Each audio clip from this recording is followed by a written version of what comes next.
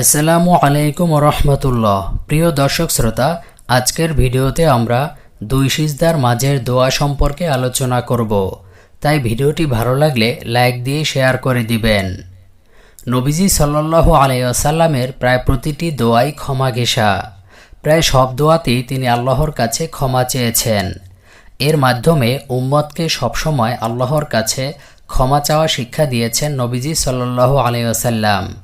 এ কারণে জীবনের প্রায় প্রতিটি বিষয়ই আমরা রাসূল সাল্লাল্লাহু আলাইহি ওয়াসাল্লামের শেখানো দোয়া দেখতে পাই। তেমনি নামাজে দুই সিজদার মধ্যবর্তী বৈঠকেও দোয়ার কথা বিভিন্ন হাদিসে পাওয়া যায়। এই দুটি দোয়ার মূল বিষয় ক্ষমা। দুটি দোয়াই একসঙ্গে পড়তে হবে এমন নয়, একসঙ্গেও পড়া যায়, সময় কম থাকলে ছোটটা পড়া যায়। আবার এ দুটি দোয়া পড়তেই হবে এমনও নয়। তবে দোয়া দুটি পড়ার মাধ্যমে ক্ষমা পাওয়ার আশা তো আছেই, পাশাপাশি নামাজেও ধীরস্থিরতা আসে। যাদের নামাজ তাড়াহুড়া হয়ে যায় তারা এ দুটি দোয়া পড়ার অভ্যাস গড়ে তুলতে পারলে ফল পাওয়া যাবে। তবে এসব মাসনুন দোয়া নফল বা সুন্নতেই বেশি গুরুত্ব দিয়ে পড়া উচিত। দুই সিজদার মাঝের দোয়া।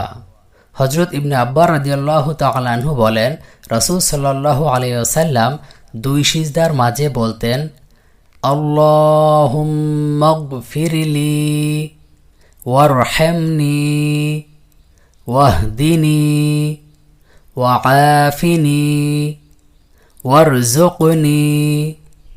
বাংলা উচ্চারণ, আল্লাহুম্মাগফিরলি ওয়ারহামনি ওয়াহদিনি ওয়াআফিনি ওয়ারযুকনি। অর্থ, হে আল্লাহ, আপনি আমাকে মাফ করুন, আমাকে রহম করুন, আমাকে হেদায়েত দান করুন, আমাকে শান্তি দান করুন এবং আমাকে রিজিক দান করুন। দুই সিজদার মাঝের দ্বিতীয় দোয়া।